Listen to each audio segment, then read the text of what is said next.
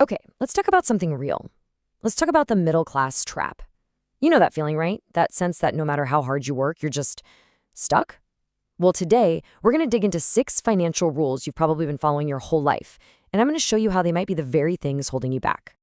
Does this feel familiar? You're putting in the hours, you're saving what you can, you're doing everything you're supposed to, but when you look at your bank account, you're just not getting ahead? If that's you, you are not alone. And what if I told you it might not even be your fault? So here's the big idea we're diving into today, and it's a game changer. What if the conventional financial advice, the stuff we've all been told for years, is actually the problem? What if the real path to wealth means you have to break those exact rules? All right, let's jump right into mistake number 1. And this one might be the most controversial. It completely challenges that golden rule we've all had drilled into our heads, the idea that you have to start investing as early as humanly possible, no matter how little you have. So on one hand, you've got the classic mantra, compound interest is magic. But on the other hand, there's a much more radical idea. In your early years, your time is way better spent just dramatically increasing how much money you make. The thinking here is that a much larger investment later on can easily blow a tiny early investment out of the water. Let's just look at the raw numbers here, because they don't lie. Person A does the right thing, right? Investing $150 a month every single month. Meanwhile, person B waits. They focus on leveling up their skills and boosting their income. Then, boom, in year 5, person B starts investing 10 times more per month. In that 1 year, they invest double what person A put in over 5 whole years. They don't just catch up, they blow right past them. So here's the real takeaway. In your 20s, that extra cash you have isn't for your 401k just yet. It's an investment in you. Use it for a coding boot camp, a certification, or even an experience that gives you a totally new perspective. The goal is to multiply your income first so that later you have a much, much bigger shovel to build wealth with. But, okay, what happens when you actually succeed in increasing your income? Well, you run headfirst into another, much sneakier problem, the lifestyle trap. This is an incredibly common American story. You finally hit that big salary number, let's say $160,000 a year. But you've also got an $80,000 car loan. Your monthly expenses are through the roof, and you're only managing to put a few $100 into your retirement account. Your income went up, sure, but your lifestyle inflated right along with it, leaving you just as stuck as you were before. The first step to breaking this cycle, it's a little painful, I'm not gonna lie. You have to actually look at the numbers. And I mean seriously, pull up your bank statements for the last year. Add up every single Uber Eats order, every forgotten subscription, every random Amazon purchase. The grand total at the end is often absolutely shocking, and it is the key to finally understanding where your wealth is actually disappearing to. Now, this brings us to a really fundamental concept that I think a lot of people get wrong.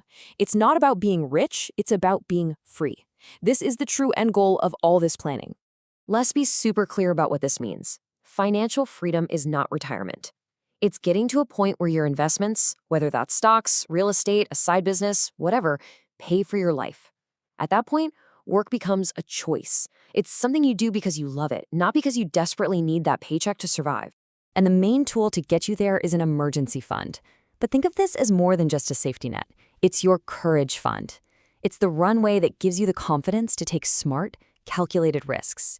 It's what lets you quit a job you hate to start that side hustle, because you know you have months of living expenses covered if things go wrong. But where you keep that fund is absolutely critical. If your 10 grand is just sitting in a regular savings account, you are literally losing money to inflation every single day. Just look at the difference here. When you move it into a high-yield savings account, suddenly your safety net is actually working for you, earning real interest while still being ready for you when you need it. Okay, next step, we need to talk about risk. Your relationship with financial risk should not be static. It should change dramatically as you move through life. And getting this part wrong can cost you big time. Think about it like this. When you're young, no mortgage, no kids, you have the highest capacity for risk you will ever have in your entire life. Losing a few $1,000s on a risky bet, it's a learning experience. But losing that same amount of money when you're 50 with college tuition bills breathing down your neck, that's a catastrophe. You have to take your shots while you still can. So what does this mean in practice? It means dedicating a small slice of your portfolio, maybe 5 to 10%, to what are called asymmetric bets. These are high-risk, high-reward plays. Think of investments where the most you can lose is what you put in, but you could potentially gain 10, 20, even 100 times that amount. This could be crypto, a promising startup, whatever. You only risk a little, but you give yourself a shot at explosive growth. And now we get to the biggest traps of them all. I'm talking about the major life purchases that are so baked into our culture that we rarely even stop to ask if they make any financial sense for us personally. A house is the American dream, right? But it can so easily become a financial nightmare. Before you even think about buying, you need a strict formula. For instance, the total price should be no more than 3 times your annual income, and your mortgage should be 20 years or less. If that dream house doesn't fit these rules, you can't afford it yet, period.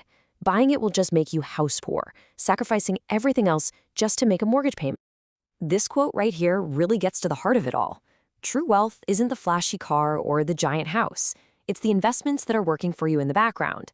It's the financial security that lets you sleep at night. Prioritizing this invisible wealth over all the visible status symbols, that is the fundamental shift you have to make. And the exact same logic applies to your car. I mean, it's a depreciating asset. It loses value the second you drive it off the lot. So you follow the 20-10-4 rule. Put 20% down, keep all your car expenses under 10% of your income, and finance for no more than 4 years. This makes sure your car stays a tool, not a financial anchor weighing you down. That brings us to our final mistake. And this one isn't a specific action you take. It's a way of thinking that completely sabotages all your other efforts. This phrase right here is maybe the single most dangerous phrase in personal finance. Look, you don't have to be a math genius, but you absolutely have to understand the basics of your own money. In today's world with endless free resources online, claiming you're not a numbers person is just an excuse. Financial literacy is a skill you learn, not some talent you're born with. And we really have to see these modern financial tools for what they truly are. Services like Buy Now, Pay Later are not there to help you out. They are psychologically engineered to destroy your spending discipline and trick you into buying things you can't actually afford. The real path to wealth is paved with paying for things in full. And really, when you boil it all down, it comes to this one simple question. Does this purchase put money in your pocket, or does it take money out? An asset puts money in, a liability takes money out. If you can train yourself to just pause and ask that one question before every major financial decision, you will fundamentally change your entire life's trajectory. And that, right there, is how you finally break free from the middle class trap.